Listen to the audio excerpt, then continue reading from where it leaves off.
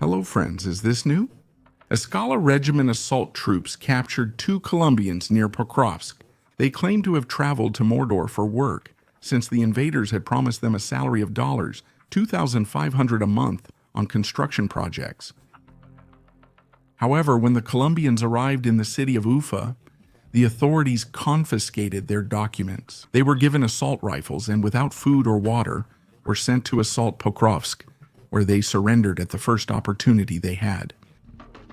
The Ukrainian authorities must now check if their story is true or if they're just trying to avoid spending the rest of the war in prison. Either way, it's not the only odd encounter. Here's an African or Cuban mercenary. Who knows if he has a close encounter of the third kind with a mosquito from the 3rd Assault Brigade? Spartan? Speaking of tough fights, a couple of invaders casually stroll near the front and come across an area where the Ukrainians seem to have thrown a wild welcome party for a column of invaders, which clearly left all the illegal visitors with a massive hangover.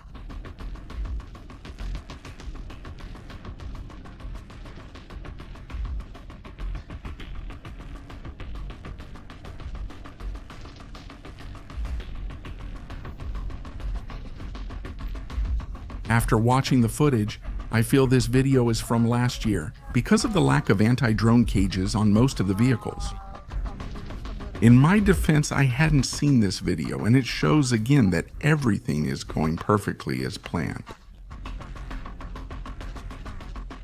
In any case, we can all agree these vehicles are clearly recoverable. After a quick stop at Uncle Vanya's body and paint shop, they'll be ready for another offensive there. Well, if they find the rest of the tank.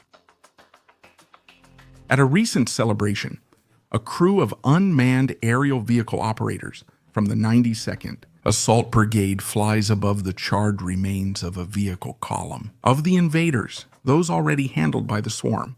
However, they continue seeking new targets to prepare for Christmas celebrations in the Donetsk region.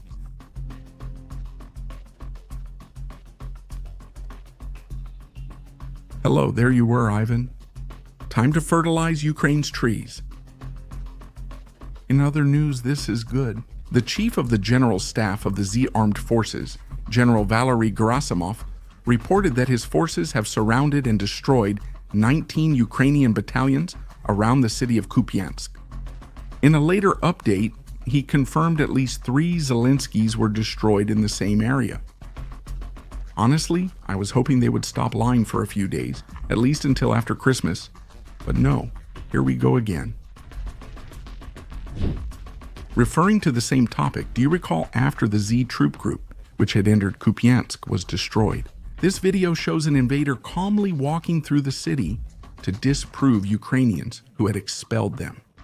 Mill blogger Z Arabar publicly criticized this information as false, claiming the video was filmed in Tavolzhanka, about 20 kilometers northeast of Kupyansk.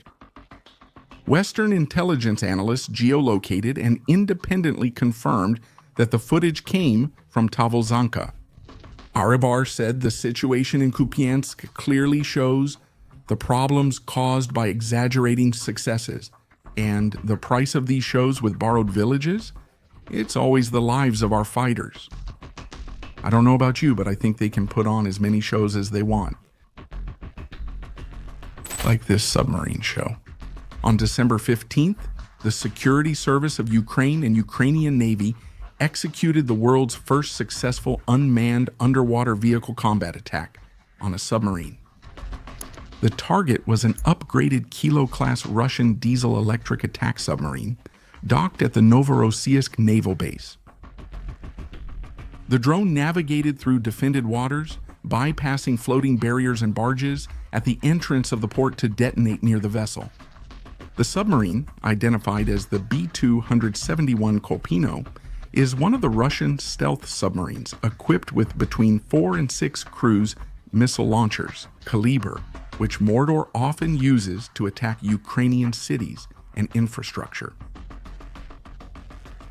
Ukraine said the explosion caused severe damage, including a hull breach. Flooding 2 compartments partially sank the stern and leaked fuel and lubricants into the sea. in addition to the possibility that the detonation of the warhead may have seriously compromised the ship's pressurized hull, which would mean it needs to undergo extensive repairs. The Black Sea Fleet and Russian Ministry of Defense promptly denied significant damage and said no ships or crew were harmed. They also stated all ships remain operational and released a video showing the submarine intact, though avoiding clear views of the stern. As if nothing happened, Ivan, the pirate is holed up in Novorossiysk and has sunk several barges at the port entrance in an attempt to block new attacks from Ukrainian underwater drones. But now comes the most interesting part. Satellite photos from sources like Vantor and Planet Labs clearly show a large part of the nearby pier was destroyed, with a visible crater. The one less than 10 meters from the submarine's stern, close enough to be damaged by the blast wave. These photos also showed fuel and lubricant leaks into the sea, some flooding at the stern, and a lower submarine position. This suggests a pressure hull rupture, even without direct impact. Also, the unit hasn't moved since the impact. While other submarines and nearby combat ships were relocated to other areas of the port, which could indicate that the vessel cannot be moved. Call me paranoid, but I don't think it's healthy for the crew to dive in a submarine leaking oil. But hey, if Van wants to try it, who are we to stop him?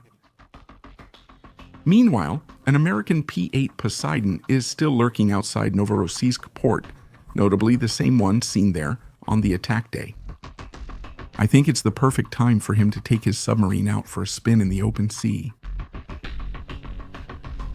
On the night of December 17th to 18th, 2025, the Alpha Special Operations Center of Ukraine's security service launched a precise long-range drone strike on Crimea's Belbek military airfield.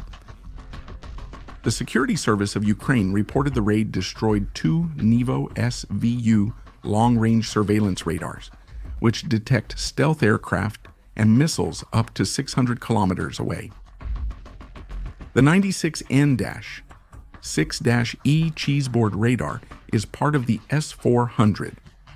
Triumph surface-to-air missile system is fire control system. A short-range air defense system, Panzer S-2, specialized in point defense against drones and low-altitude threats. And, as the icing on the cake, a MiG-31K interceptor fighter, which was fully armed and loaded since the cockpit covers were open. It is believed it was being prepared for a mission or had just returned.